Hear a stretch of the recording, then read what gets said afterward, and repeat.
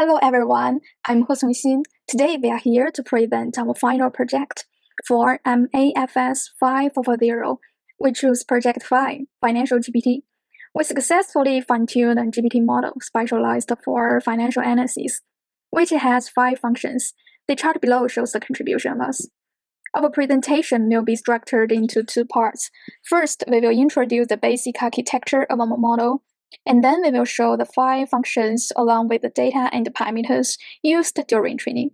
Let's start by you introducing the architecture of our project. We gather complex information such as company profiles, weekly return data, news, and basic financials from websites like FinHub and Yahoo. Then we perform data engineering, which includes data cleaning, tokenization, and prompt engineering. These prompts are transformed and put into the ChatGPT model to obtain answers, utilizing the Llama 27B chat model. This builds our datasets, which we can use along with the Project loss function to train the model. Afterwards, we apply our trained model to 5 applications: forecast portfolio manager, peer comparison, sentiment analysis, and analysis rating. Next, we will introduce the first function of our model. This is our screenshot, and this is a link. We can click it, choose a stock that we don't train in the model, and click the submit button. Let's continue to introduce our model. First, let's discuss data acquisition. The first step is to gather the complex information mentioned above, and then use the information to construct prompts. There are 2 parameters for constructing the prompt. One is the past n weeks of data, and the other is whether the prompt includes basic financials. Additionally, we set a system prompt that instructs GPT on the desired format of the answer. Finally, let's discuss the loss function and parameters used for model training. Since we have specific prediction values and textual explanations, we choose MSE, binary accuracy, and root score as our loss functions. The parameters used are listed in the table. In the end, we obtain the results. These 2 charts shows the binary accuracy and MSE of our model. We found that these 2 scores fluctuated significantly, while the root score steadily increased. Therefore, we selected the final model based on a trade-off of these 3 scores. Ultimately, choosing checkpoint 81, we observed that root 1 is larger than root L, larger than root 2, indicating that our model's results have good coverage, but relatively weaker word generation capability. And this is the final result of our web page. You can see the response, including prediction and analysis. Next, we will introduce the portfolio manager, and this is a screenshot and the link. We can choose the portfolio manager here and choose 3 stocks and click the submit button. Let's continue to introduce the portfolio manager too. First, the raw data used by portfolio manager is the same as that of the forecaster. But when constructing the prompts, we added a parameter called mstocks. It means that how many stocks we choose to include in our portfolio. We also modify the system prompt accordingly, since the model doesn't have precious prediction results. We only select the root score as the loss function. These 9 charts represent our training results.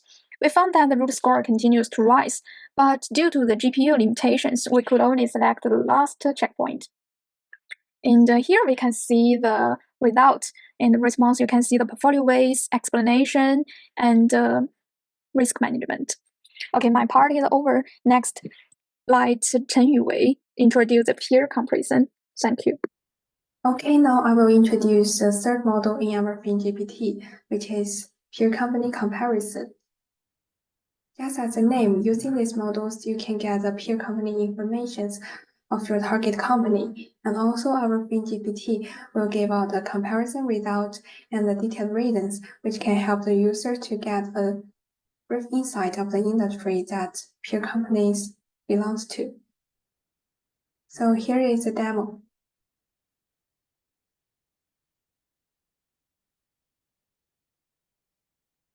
We can choose peer comparison here and input your target company symbol and choose a date. Click submit. And now the model is running. After that, you will get the information and response here and here. So how we train these models? I think data plays an important role in here. So firstly, we get our raw data such as a company profile, market news, and basic financials from Yahoo Finance and FinHub using their APIs. And then we generate our training and testing prompt and answers using the raw data.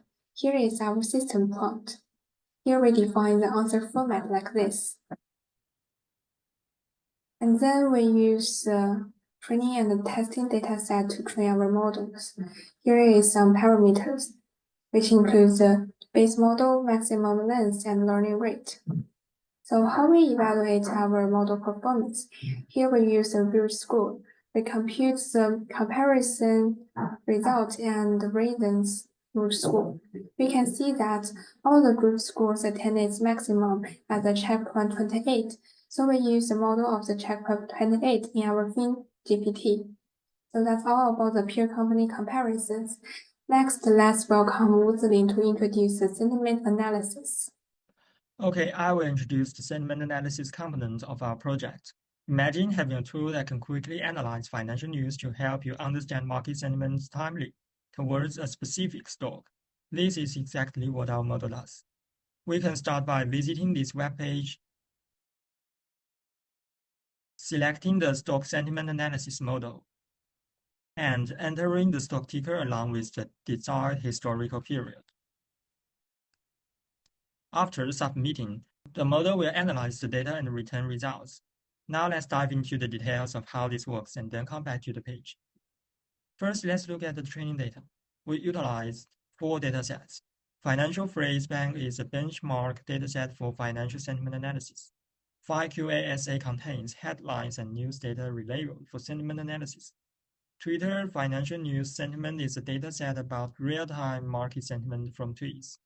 And News with GPT instruction is financial news labeled with sentiment strength. The training data included over 76,000 samples, distributed across these datasets, as summarized in the table. We process the data by extracting headlines and summaries, enabling the model to classify each news item as positive, neutral, or negative. Next, let's discuss the training details. For sentiment analysis, we employed Laurel, a fine-tuning method designed for efficiency. The loss function used across entropy loss, ensuring the model minimizes prediction errors during training. Key hyperparameters include the learning rate of 10 to the minus 4, 2 epochs, and a batch size of 4, as outlined in the table. Finally, after analyzing the most recent 20 news articles for a stock, the results are displayed in a bar chart, offering an intuitive view of sentiment trends. This visualization aids investors in identifying opportunities and risks effectively. Now I will hand it over to Wang Jiping to explain the analyst rating section. Thank you. Okay, so let's move on to talk about the analysis rating recommendation system. This system aims to show analysis attitudes towards the company. By click on this, we can open the website and we could choose the rating analysis to try to analyze it. We take the Apple as an example. We could choose 4 months to demonstrate. And on the right-hand side, you could see how analysis attitudes towards it. And the histogram directly shows people's attitudes distribution. So let's go back and try to see how it works. We can combine this together with the stock price. Taking the N rate as an example, in the past 4 months, most people have had a positive attitude towards this company. And you can see most analysis recommend people to buy it. And some people even strongly suggest people to buy it. Another example is the Intel. As it recently began to reform and make some products by themselves, most analysis had a neutrality attitude towards it. Finally, is the Tesla. You can see there were more and more analysis recommend people to buy it, especially after the election. So this shows how market participants react to this company. So this is the presentation of our demonstration. Thanks for watching.